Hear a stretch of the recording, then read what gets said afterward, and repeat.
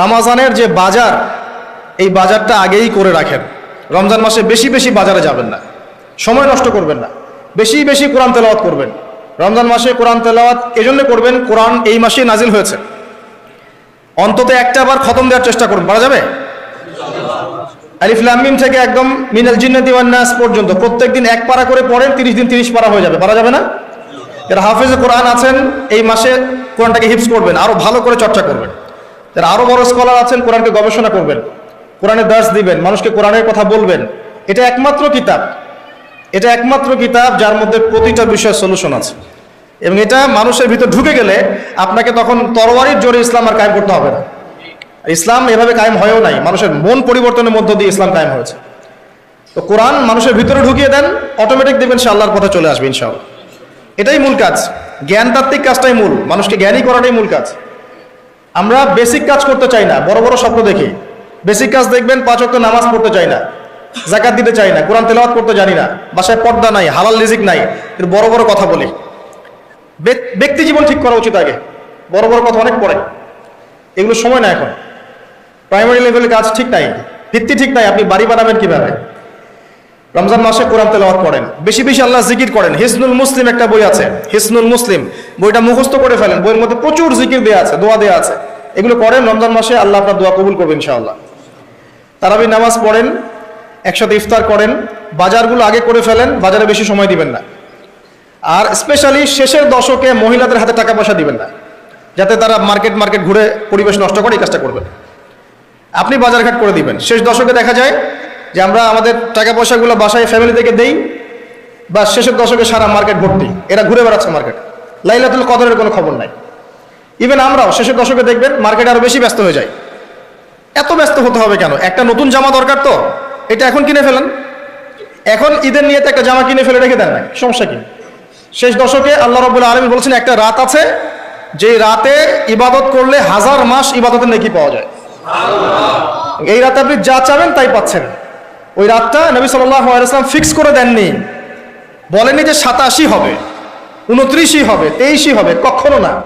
তিনি বলেছেন শেষের বিজোড় রাতগুলোর মধ্যে একটা, 21, 23, 25, 27, 29, 5টার মধ্যে একটা হবে, যে রাতে কোরআন নাজিল হয়েছে।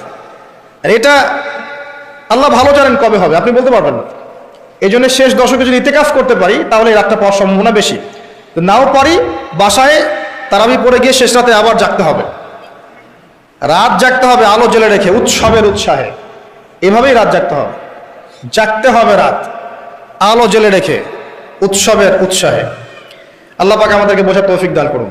এরপর ঈদের দিনের আগে ফিতরা দিয়ে দিবেন, সাদাকাতুল ফিতর দিয়ে দিবেন, আল্লাহর ওয়াস্তে যাকাত দিয়ে দেন। যাকাত না দিলে আপনার এই সম্পদটা আপনাকে এই কপালে, গালে, পিঠে আর বুকে আল্লাহ রাব্বুল আলামিন ধাতুতে পরিণত করে কিয়ামতের মাঠে লেপ্টে দিবেন। নাউযুবিল্লাহ। বলবেন হাযা মা কানাসতুম লিআনফুসিকুম, এটাই তো এই সম্পদ যা তুমি জমা করেছিলে, আমার হক দাওনি। এই রমজান মাসে এই আমলগুলোর মধ্য দিয়ে আমরা তাকওয়া অর্জন করতে পারবো ইনশাআল্লাহ, আল্লাহর ক্ষমা পাবো ইনশাআল্লাহ। এবং আশা করা যায় এই ওসিলায় আল্লাহ পাক আমাদের সবাইকে পরকালেও নাজাত দিয়ে দিতে পারেন। এবং রমজান মাসে একটু মানব সেবামূলক কাজ করার চেষ্টা করবেন। এতিমদের পাশে দাঁড়ান, বিধবাদের পাশে দাঁড়ান, বৃদ্ধ বৃদ্ধাদের পাশে দাঁড়ান, কিছু করেন সমাজের জন্য, দেশের জন্য, উম্মার জন্য কিছু করেন। আপনার যে প্রতিভা আছে এটা দিয়ে কিছু করে যান। ভালো কিছু করলে বৃথা যাবে না, ইনশাআল্লাহ পরকালে পাবেন। দুনিয়াতে আপনি পান বা না পান, পরকালে পাবেন ইনশাআল্লাহ তাআলা। আর আমরা ব্যবসায়ীদেরকে রিকোয়েস্ট করবো, শেষ কথা, রমজান মাসে আল্লাহর ওয়াস্তে জিনিসপত্রের দাম বাড়িয়ে দিবেন না, কৃত্রিম সংকট তৈরি করবেন না, সিন্ডিকেট করবেন না, নিত্য প্রয়োজনীয় জিনিসের দাম বাড়িয়ে দিবেন না। এই মাসে বরং দাম কমিয়ে দেন, আল্লাহ আপনার ব্যবসায় বরকত দিবে ইনশাআল্লাহ। এই মাসে যারা কাপড়ের ব্যবসায়ী কাপড় দেন, খাবারের ব্যবসায়ী খাবার খাওয়ান, দাম কমিয়ে দেন, দেখবেন আল্লাহ আপনার রিজিকের দায়িত্ব নিয়েছেন। আপনি আপনার রিজিকের দায়িত্বশীল নন। যদি মনে করেন যে আপনি আপনার রিজিকের দায়িত্বশীল, আপনি শিরক করছেন। একজন ব্যক্তি সুদের চাকরি করছে, সে যদি মনে করে এই চাকরি ছেড়ে দিলে আমার পরিবার চলবে না, আমি চলতে পারবো না, তাহলে ইনডাইরেক্টলি সে বলছে যে সে তার রিজিকের দায়িত্বশীল। সে চলতে পারবে কি পারবে না কে জানে। এটা এমন অনেক মানুষ আছে যাদের কানে এই লেকচারগুলো পৌঁছেছে সুদ সংক্রান্ত, তারা 60,000, 70,000, 80,000 টাকার চাকরি ছেড়ে দিয়েছে, কৃষিকাজ করছে, কফি শপ দিয়েছে, কাপড়ের ব্যবসা করছে। এখন আমাদেরকে মেসেজ পাঠায়, আমাকে বলে ভাই পরিবারে বরকতের শেষ নেই, আলহামদুলিল্লাহ। আগে বরকত ছিল না, 1 লাখ টাকা বেতন পেতাম, মা অসুস্থ, বোন অসুস্থ, স্ত্রীর সমস্যা, এই ক্যান্সার, ওই অসুস্থতা, এখন কোনো রোগ নাই, আল্লাহ ভালো ভালো করে দিয়েছেন।